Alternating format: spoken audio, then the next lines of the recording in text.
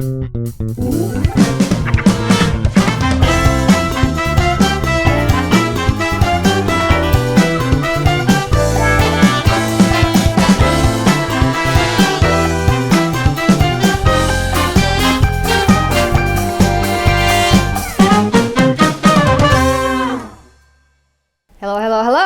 lagi di Sophie Navi Talks, You Are Loved.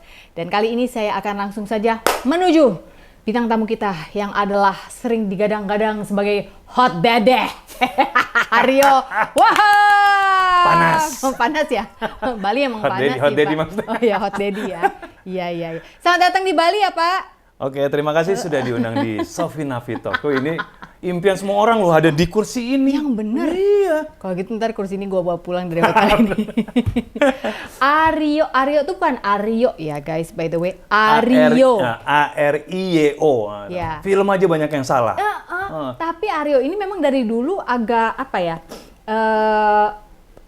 Bawel soal ini. Karena dia bilang nama gue itu bukan Ario. Ario Wahab gitu kan. Sementara nyokap sendiri manggil lo Rio. Ario Wahab, itu nama lengkap lo apa sih? Nggak ada. Ario Wahab. Jadi sekeluarga kita itu AW semua. Okay. Karena kan bokap juga Abdul Wahab. Ya. Terus nyokap Asma Wahab. Jadi emang semua dibuat A. Nah nyokap itu suka manggil gue dengan nama Rio. Cuman karena emang harus A, akhirnya ditambahin Ario gitu. Jadi awalnya tapi Rio lo rencananya namanya? Iya, karena suka manggil, maunya namanya Rio, cuman kalau ditambahin ini berarti namanya Ario aja, karena kan harus A semua gitu. Iya ya kakak. Makanya kalau ada yang salah di film. Arsana Wahab ya adik lo kan? Arsana Wahab, Ariska segala macam. Makanya kalau ada salah-salah di lagu atau di ini nyokap yang paling ngamuk. Udah capek-capek gue buat nama. Bukan gitu tuh spellingnya. Itu bilangin. Padahal udah tayang. Kadang-kadang yang suka kayak gitu. Jangan tayang. Ya jangan dong, udah dibayar. udah premier. Oh gitu. Oke, jadi aslinya karena mamahnya almarhumah ya. Ingin sekali dipanggil Rio. Lalu tapi karena keluarga semuanya AW jadi Ario Wahab. Tapi kenapa Rio ya? Karena suka apa gitu pada saat itu? Enggak sih, emang mama suka aja nama Rio gitu, panggilan Rio kayak gitu. Oh, I see. Lo anak keberapa ya berarti ya?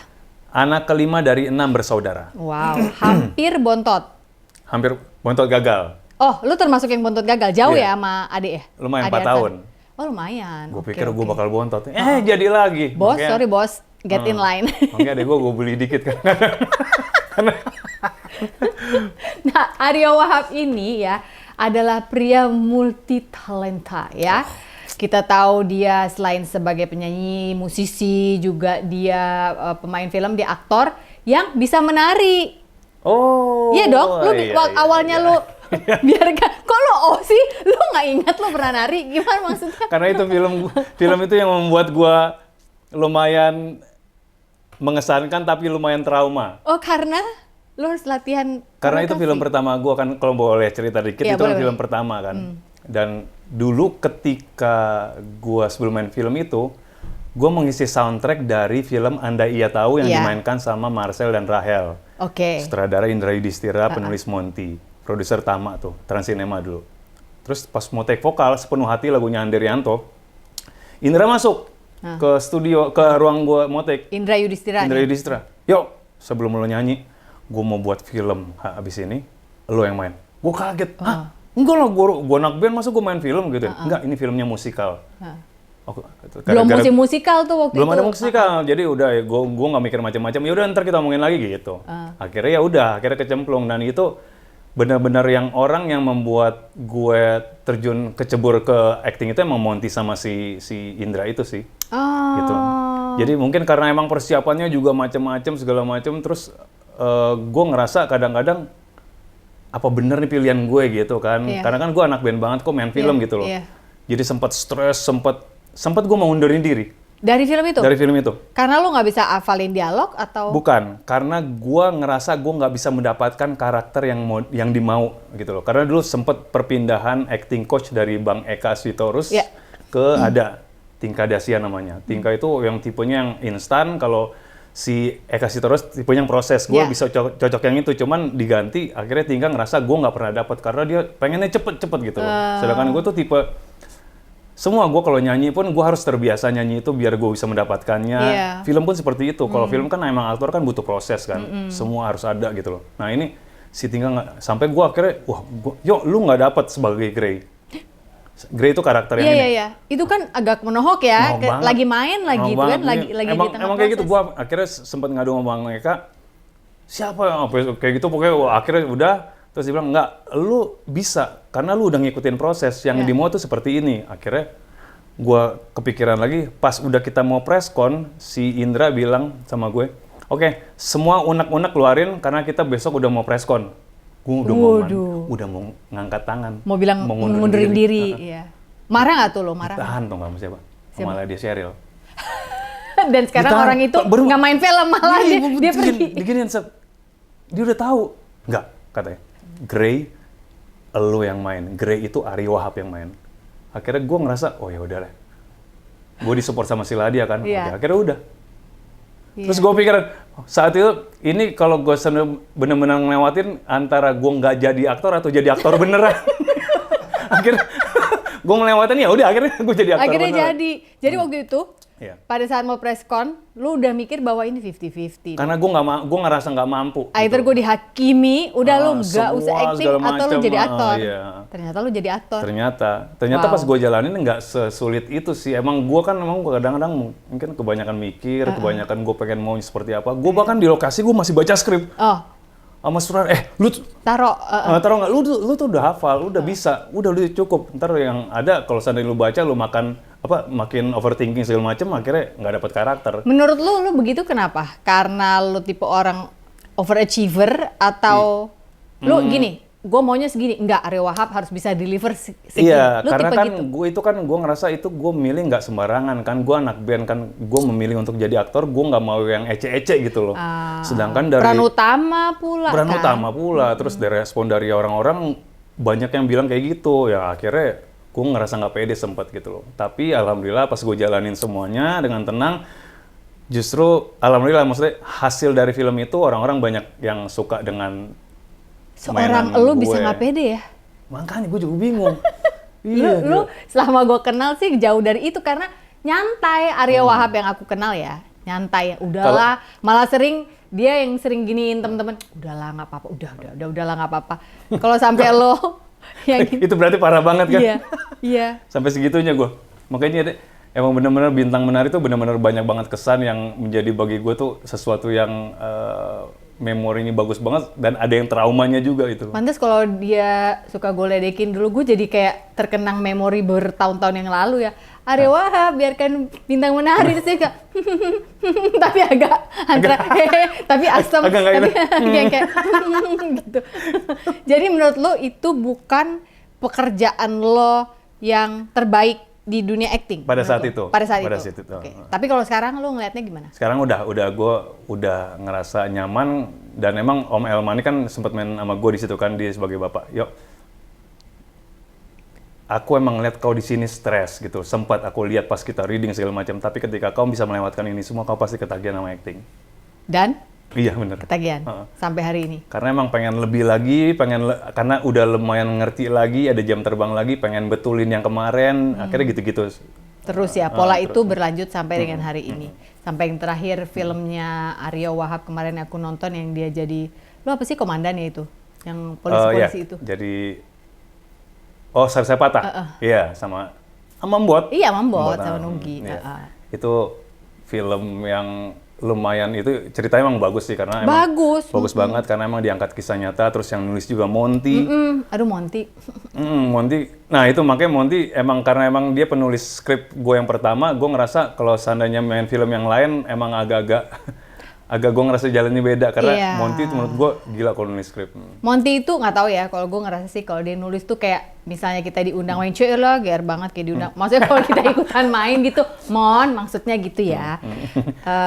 Kayaknya kita kayaknya tuh apa ya? Kayak dibuai gitu loh, kayak ada yang pegang gitu loh. Kalau Monty yang nulis, kan, aku iya, ngerasanya gitu. benar. Dan dia pintar bikin satu objek tuh yang akhirnya bisa jadi sesuatu di film itu gitu loh. Iya. Ya kan kalau di film Biarkan Bintang Menari dulu ada dari buah mangga aja bisa bisa dia menceritakan dari keseluruhan cerita. Kalau kemarin OT-OT, ya segala macam kan akhirnya jadi viral orang ngomongin OT-OT. Kenapa sih lu pakai beli OT-OT, ngambil OT segala macam? Karena dia udah tahu berapa bulan kemudian lato-lato. Ya masa diambil? Pinter banget. Iya enggak? Hati-hati aja biar itu lato-lato jadi punya. Jangan main lato-lato ya, pusing gue ribut banget. Mila juga gak kuat. Ya kan? Tak. Ngapain sih? Gitu kesel. Maaf ya buat yang penggemar lato-lato. Aku cuma mama-mama pusing dengernya. Ngapain kau main lato-lato itu? Mending kau bikin PR sana. Kita ngomong sekarang tentang musik. Oke. Lu dari kuliah berarti udah ngeband apa SMA? Dari SMA sih. SMA. Dan posisi selalu vokalis? Selalu vokalis. Karena emang dari dulu tuh gue selalu emang pengen jadi vokalis. Oh itu udah mimpi lo? Jadi makanya anak SMA, gue kan dari SMA kan, orang anak SMA bilang, yuk cita-cita lu tuh terwujud banget ya. Kan lu emang dari dulu emang pengen jadi vokalis gitu. Iya. Semua, jadi gue kalau di rumah gue latihan jadi vokalis, ngaca segala macem, gue ngituin lagu-lagu God Bless segala macem tuh gue emang bener-bener pengen jadi. Di gambaran lo adalah I'm the front man? Iya, gue depan penonton dan gue punya keyakinan kalau gue tuh bisa gitu loh untuk menaklukkan lah penonton. Jadi emang cita-cita gue emang pengen jadi vokalis. Sebentar, vokalis itu ada dua setahu aku ya. Bisa vokalis dia solo, atau vokalis anak band. Di dalam otak seorang Aryo Wahab waktu SMA, band. Lo yang band. Berarti lo lebih suka ngeband. Lo lebih suka ngeband. Jadi jiwa lo jiwa ngeband. Jiwa ngeband. Dulu pun solo itu emang karena emang gue ngerasa gara-gara dulu Bongki sama Pai kan yang sempat solo, mereka ngajak, ya udah lo sekali-sekali daripada lo pusing ngeband bubar mulu katanya, lo solo aja gitu. Pas dari SOG makanya sempat solo kan. Oh, itu waktu. Tapi pas solo pun gue ngerasa gue pengen konsepnya tetap ngeband. Oh, sebagai vokalis solo pengen tetap konsep ngeband. Oh. Emang suka ngeband. Tapi lu nggak kapok? Band tuh kan ruwet ya isinya. Orangnya banyak, kepalanya banyak, maunya banyak.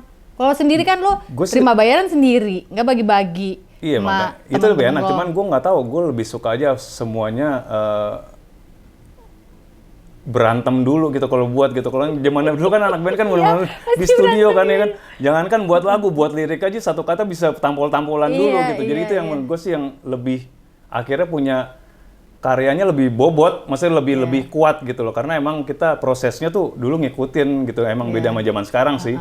Jadi gue ngerasa gue lebih suka di situ. Belum gitu. kalau sensi-sensian, lu take ulang dia tuh kayaknya nggak enak. Emang lu enak main gitarnya? Lagi ribut, bener-bener. Jadi ribut kalau band tuh ya. Oh, oke.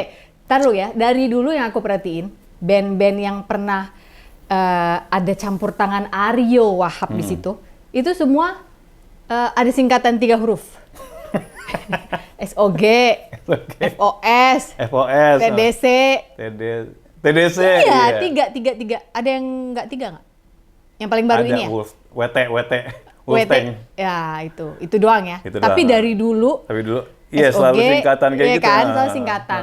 Dan kayaknya kalau nggak salah, gue pertama kali kenal lu itu zaman SOG deh.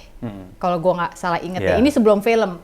Ini zaman gue masih kerja di Musik Channel. Bareng waktu itu Baim masih di B290s.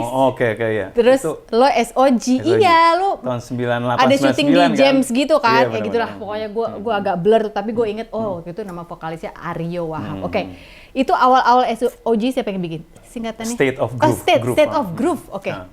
Itu dulu awalnya sejarahnya Emil Abeng. Emil Abeng, terus Emil itu punya temen namanya Chandra. Chandra itu adalah temennya Mila. Oke. Temennya Mila. Terus Mila istrinya Aryo ya? Istriku. Terus Emil ini pengen buat band. Emil. Terus dia pengen nyari vokalis. Akhirnya, gua ada nih cowoknya teman gue gitu kan. Dipanggil, akhirnya gue ketemu di Asistem zaman dulu tuh. Di jalan apa sih? Fatmawati. Iya, Fatmawati itu Asistem, Andi Ayunir kan. Gila, zaman dulu kita Asistem. Ketemu di situ. Udah pas nyanyi, Emil suka banget dengan karakter vokal gue. Dia pengen bener-bener, wah gitu. Udah hari itu pengen langsung kita buat band. Itu berdua tuh. Jadi yang awal untuk SOG itu emang kita berdua. Akhirnya kita nyari personil.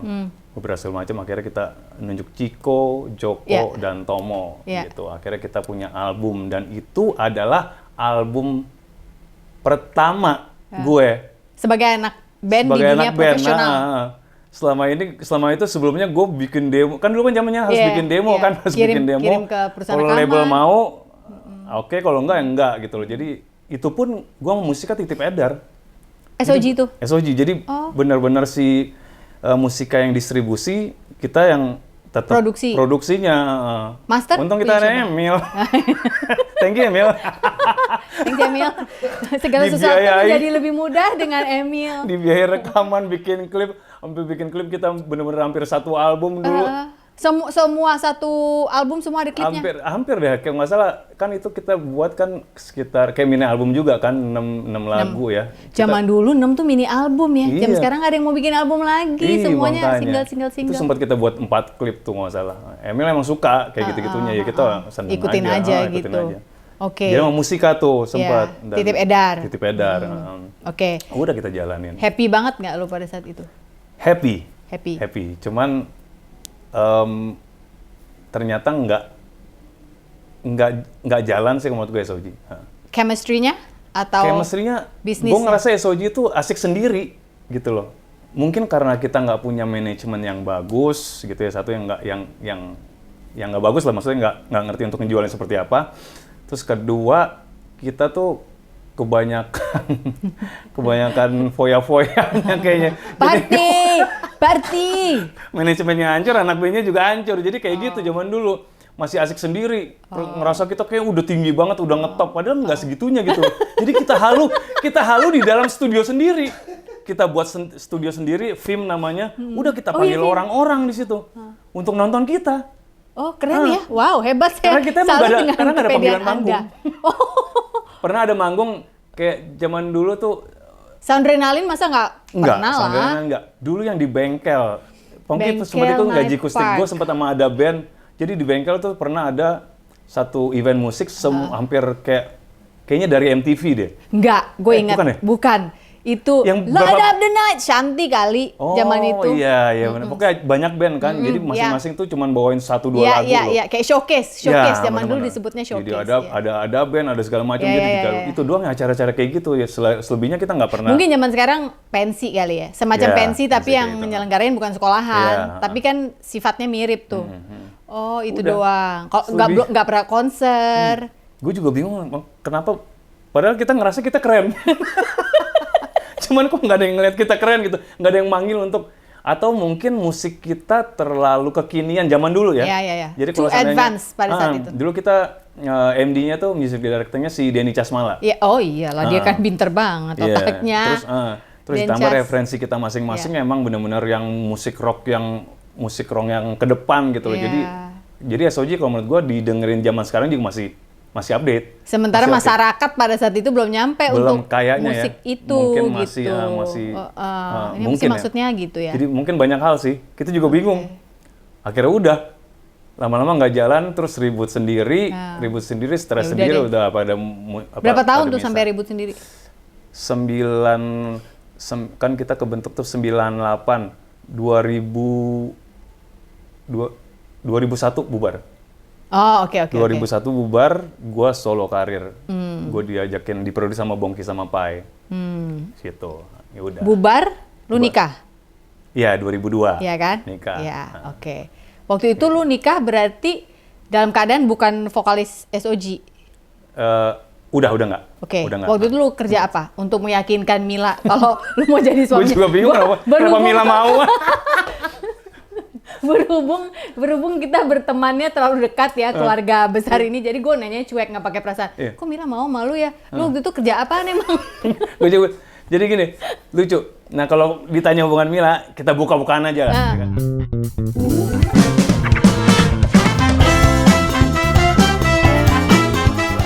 Daripada kita pacaran berantem mulu, lu kawin aja sama gue deh, gue punya 5 juta nih dari produser. Mah, aku mau nikah. Nyokap tuh lagi setrika. Gue ditimpuk pakai baju.